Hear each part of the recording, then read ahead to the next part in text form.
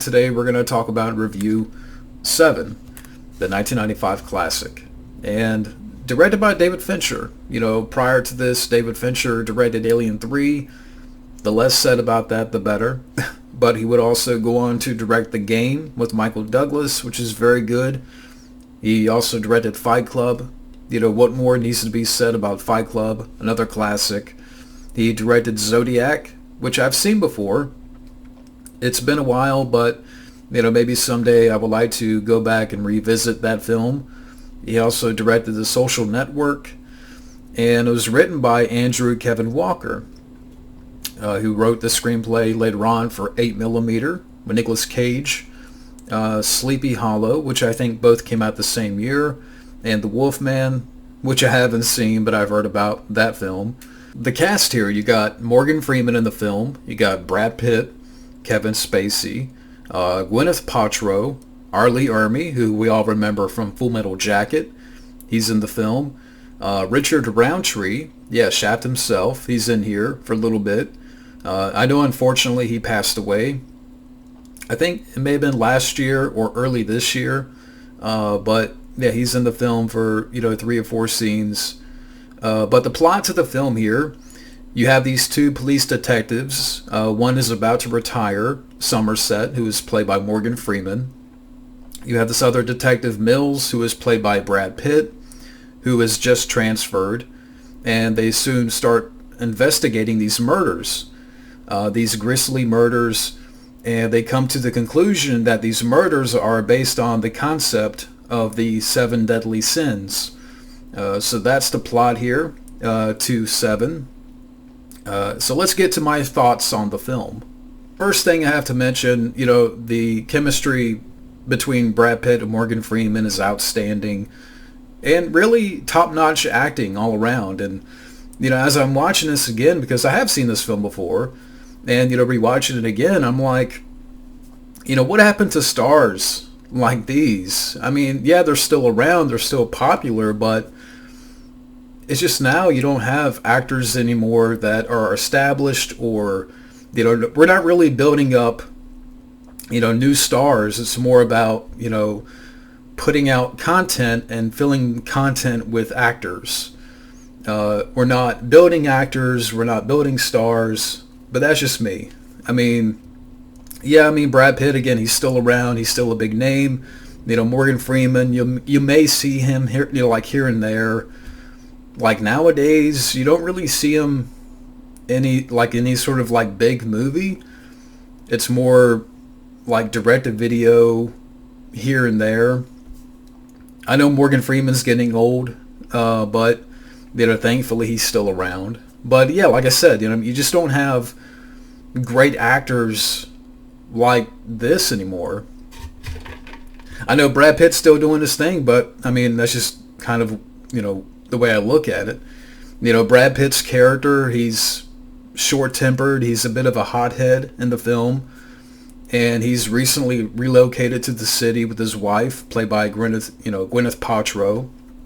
Somerset, who is played by Morgan Freeman, he's 1 week away from retirement, and they are assigned to investigate these murders. And at first, Morgan Freeman wants out because this case is too extreme, but he sticks around to help Brad Pitt's character. Grip and direction from David Fincher.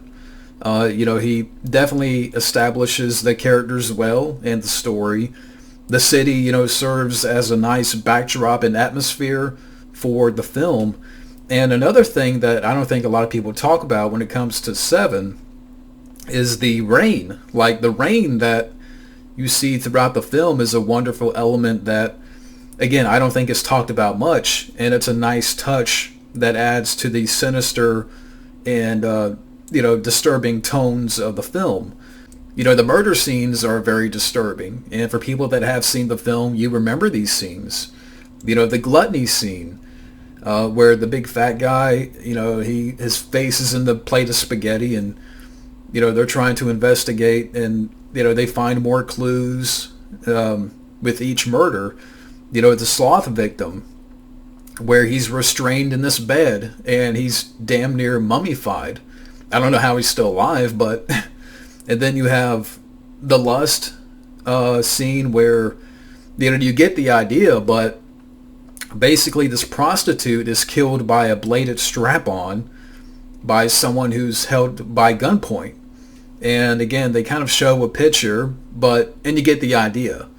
And I think it works better that way instead of, like nowadays in this type of film, they would give us the entire scene and, it's very graphic and disturbing and even more disturbing and very extreme. But here, you get the idea from a picture, and I think that works better. I think that's better when you have to, okay, you can figure it out on your own. And then you find out later that Kevin Spacey is the killer.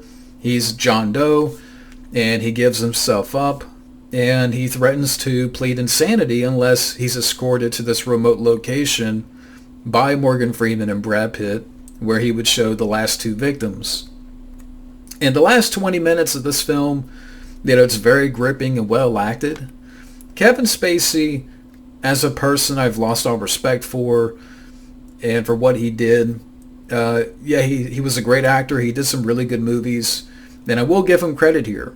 And the whole speech, the back and forth between him and Brad Pitt, it's well delivered, especially, coming from Kevin Spacey. It's well delivered and hair-raising. And the closing of the film and the twist is insane. We all remember, what's in the box?